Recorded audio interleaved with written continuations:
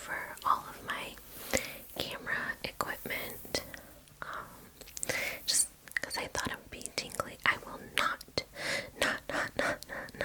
be tapping on the glass of my lenses because I don't want to scratch any of them. I deal enough with the threat of sand and other things destroying my lenses, so I do not need to be tapping on them with these. I did change my nails. They again are press-ons, but I did not have the pointer fingers in this color. I lost it somehow, so I put white on, so I hope that doesn't bother anyone. Alright, so I'm going to get into it. First thing to note is that I'm a Nikon user. I have been shooting with Nikon since I was 16 years old, way back in 2007. Yes, I am 31 and I have been doing photography since 2007, and it's 2022 now. So that I think is like 15 years. I don't know, I'm not good at math. So the first camera I'm going to show is the first camera I ever bought myself. It is the Nikon D3200.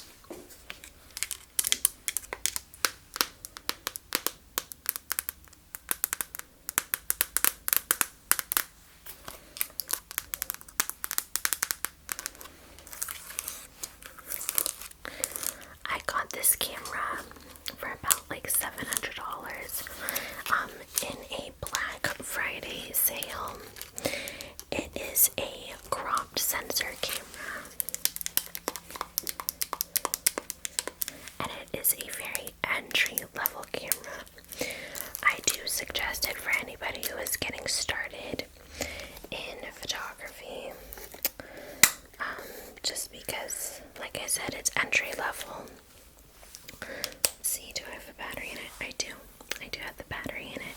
So, to adjust the exposure, ISO, and aperture, you need to have it in manual mode, which is right there. It's probably upside down. Nope, it's right side. You need to have it on manual mode, and then this right here, let's see, this dial right here adjusts the shutter speed, and then in order to adjust the ISO, I have it set to, you press this FN button here. So you press that, and then you can spin that dial again, and it lowers it. And the lowest it goes is 100. And then to adjust the aperture, you press down on this button right here. Right here. Press that down, and then move the same dial again. And the lowest this lens will go, let's see, the lowest the lens will go is at, it's a zoom lens, and okay, so 18 is the widest it will go, and at 18, the lowest the aperture will get is 3.5, which honestly is enough for like if you're getting a group shot or landscape. That's way more, like if you're doing landscape, you should probably be around like 11 or so to make sure that everything's in focus, because the aperture is the depth of field, meaning that that's what's in focus. So like a very shallow depth of field is also referred to as wide open, so that would be like 1.2 is like where just like the eye is in focus and the rest of the face is blurred out if you're up close. Now if you're far away, then more of the face is in focus. But anyways, so yeah, this lens came with the camera, and it's an 18 to 55, so it can zoom out to 55, which is a pretty good portrait length. But the only problem with that is that at 55, the lowest the aperture will go is 5.6, so it's not that great for portrait. But this lens came with the camera, and so this camera, I still have it because I do surf photography and I get in the water, and I have a dive housing for this camera.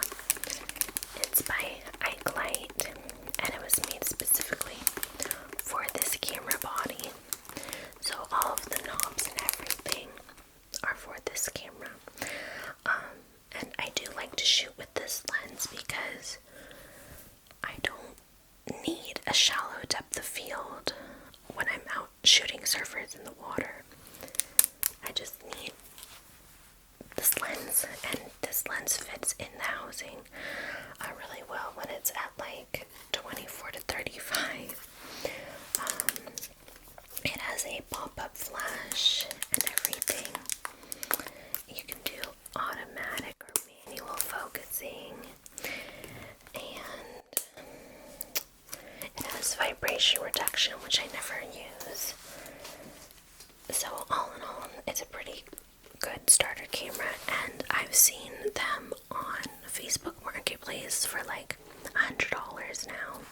So you could buy an entry-level camera, probably with the lens, for about $100 if you wanted to start shooting. It's always an option. The next thing I want to show goes with the Nikon D3200, and that's my dive housing. Look through the viewfinder like this, and I can see, but it's massive. It's very hard to lift out of the water, which is why it's a dive housing and not a surf photography housing.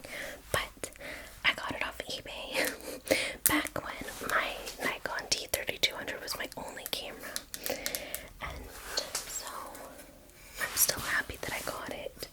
I haven't taken it out in the water in a while, but this is it.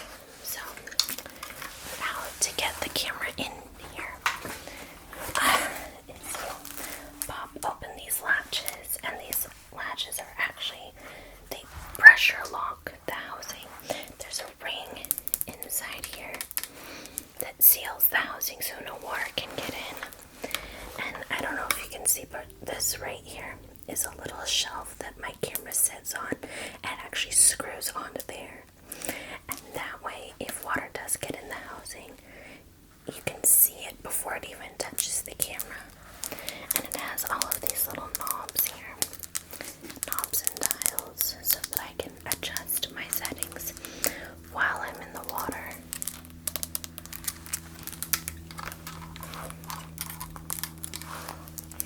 And then this up here is so that I can put my, I don't know if you can see,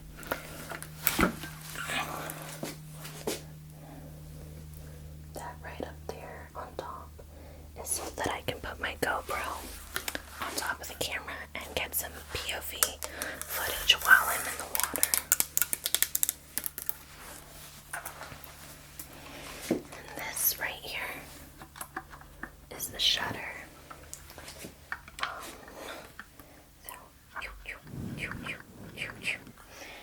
And it's a dome port. I haven't mastered how to get that cool, like half above water, half below water yet, but I will.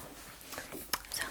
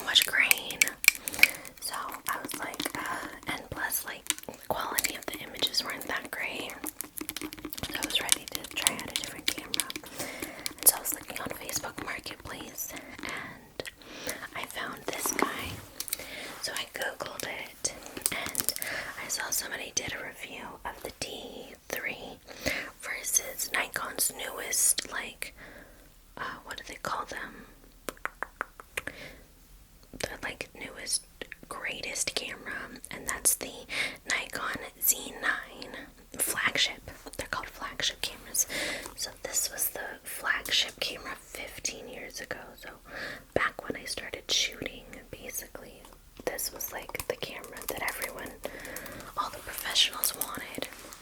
And then the Nikon Z9 is like the camera that all the professional Nikon users wanted. And so somebody did a review comparing the two, and the D3 still stood up against the Z9 and was like still good. So I was like, alright, well, $500 for a camera that still, you know, is comparable to a new camera. Like, why not?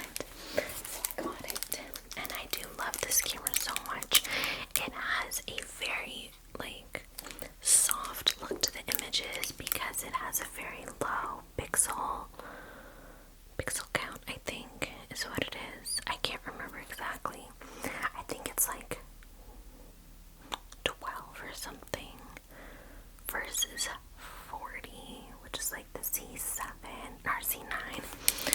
But anyways, it has a very dreamy look to it, and I do love the pictures that it produces for like portraits. Oh my gosh, this camera with portraits, and like I said, low light. This is a good one.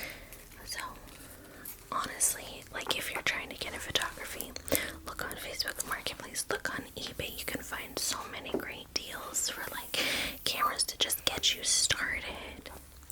So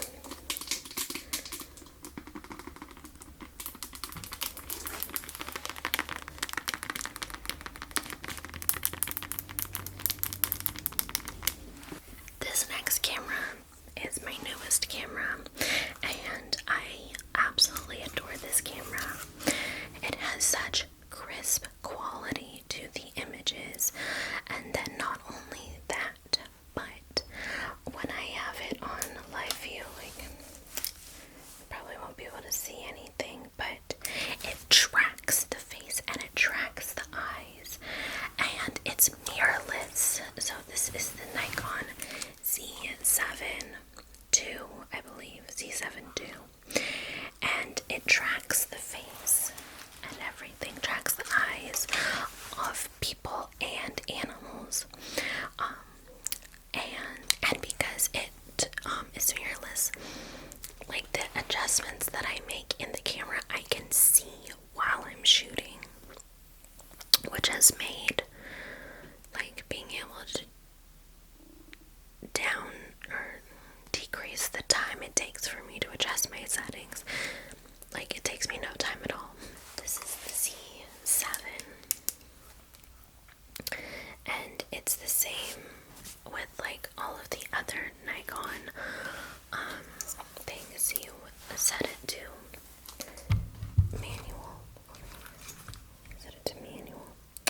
and then you adjust the shutter speed with this little knob here, and then it has an ISO button up here, and then you adjust the aperture with this little button right here.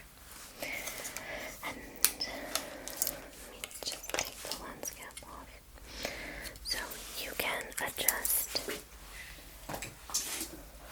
some of the settings with this I button here. You press that and it takes you into the menu. So this right here is the auto area, so autofocus area, and I have it set to people, or you can do wide area people, or you can set it to animal. I am having to finance this camera. I got it off of B&H, so I'm paying monthly for it, but it has already like, I'm never switching back to DSLR. I'm sorry, people who love DSLR. I'm gonna be a mirrorless girl from now on. Like,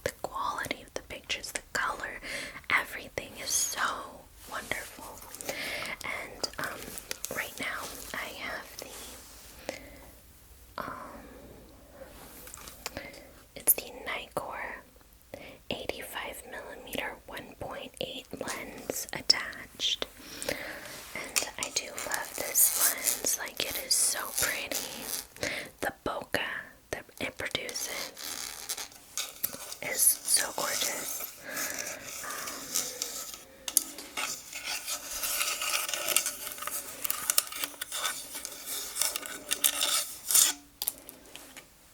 Alright, so now I'm gonna get into my lenses.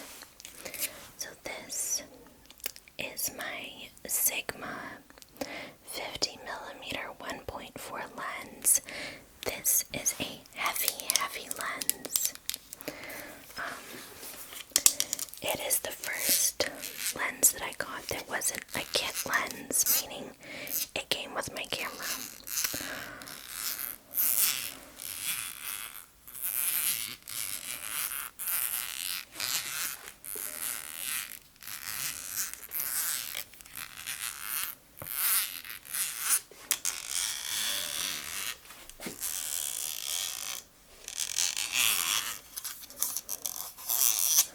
So this lens is really what changed the game for me with my photography.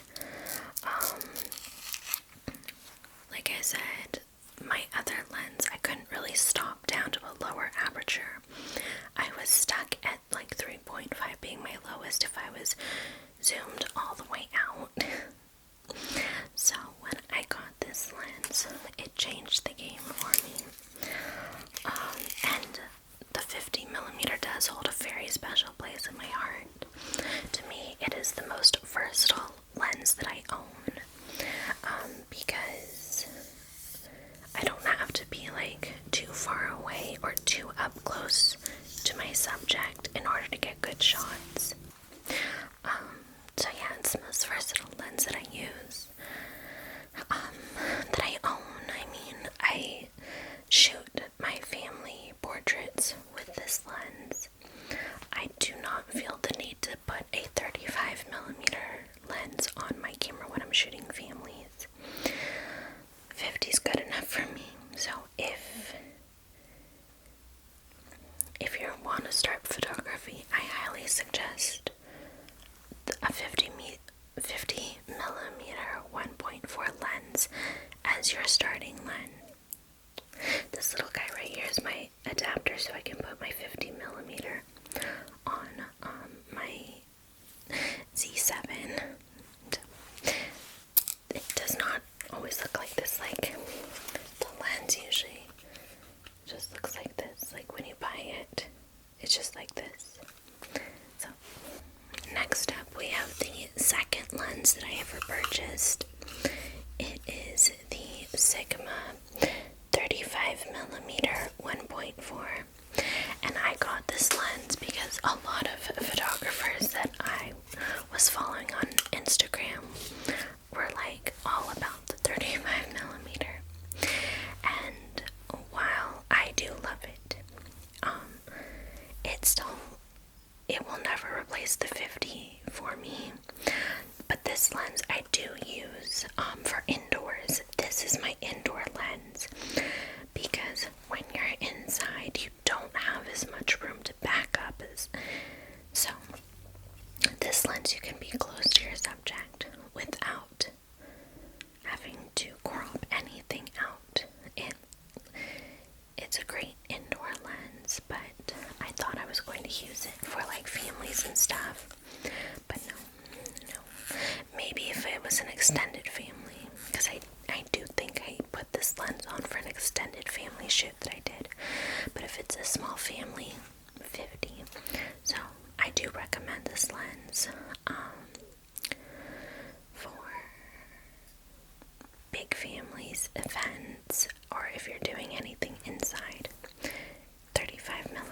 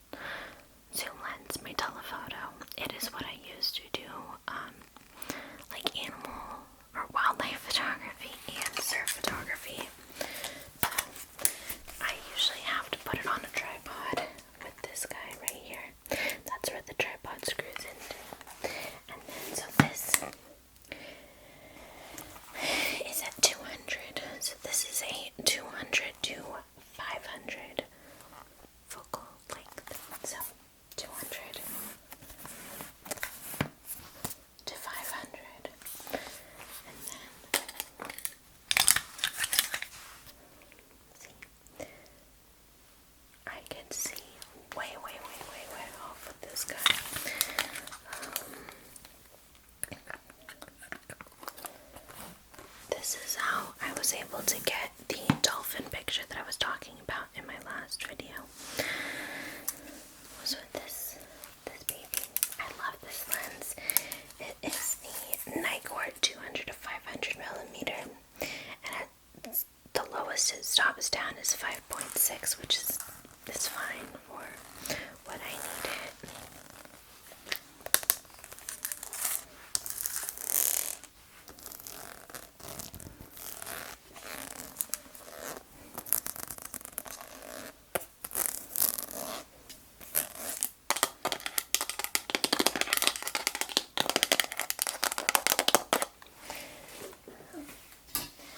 This is the hood, so the hood pops on like this, and then when you zoom it all the way out, it looks like this.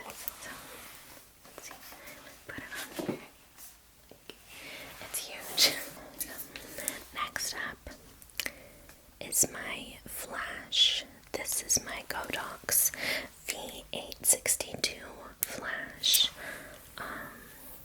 So this is great for like indoor photo shoots, or if you do low light, or if you're like shooting outdoors.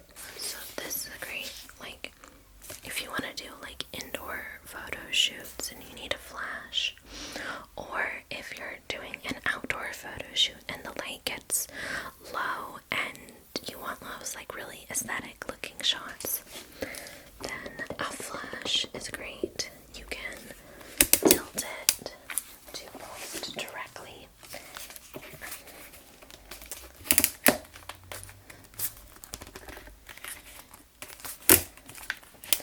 You can tilt it to point directly at your subject. So to point it directly at your subject's good if, like I said, you're outside and you want that really aesthetic look.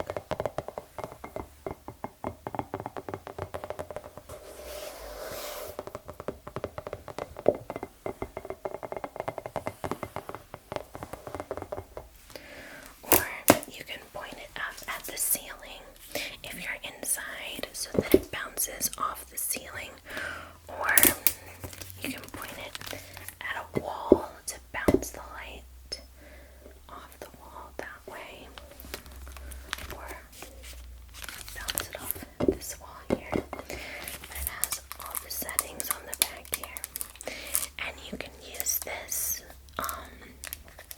flash to pair with other flashes, so you can have more than one flash set up in whatever environment you're working in. I only have the one flash.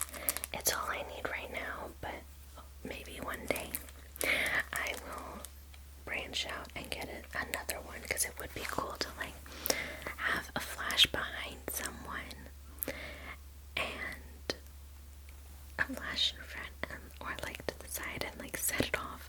I don't know. I think it would be cool. I love photography. So that was it for my big cameras. Now we're moving on to my smaller cameras. These are like my vlog cameras or my behind the scenes cameras. I like to put this one on top of my camera right here.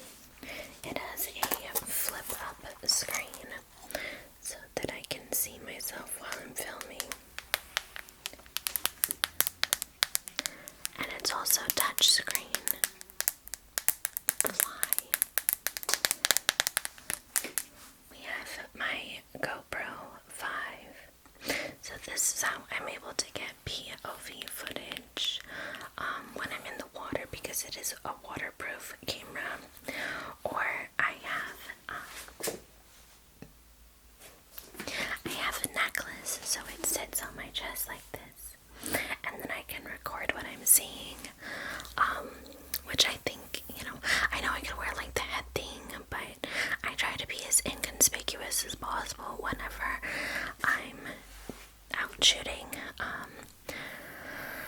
I don't know why, I just don't want to draw attention to myself, and I feel like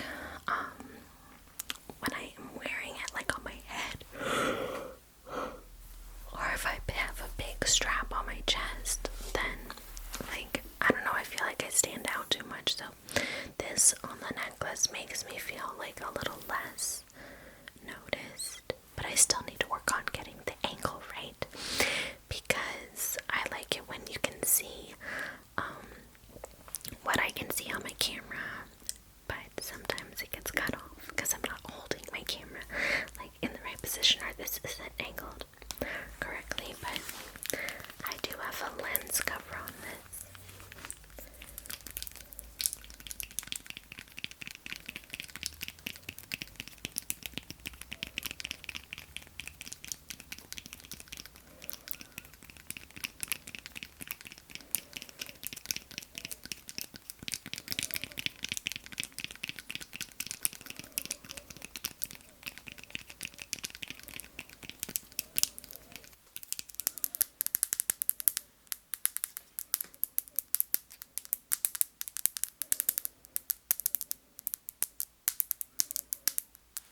Alright, so I think that's all I have for you today.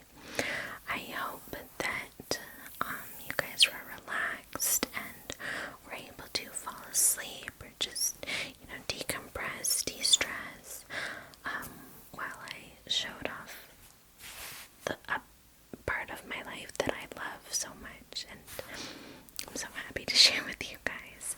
So, if you loved this video, please give it a thumbs up, comment down below, and subscribe if you're not already subscribed.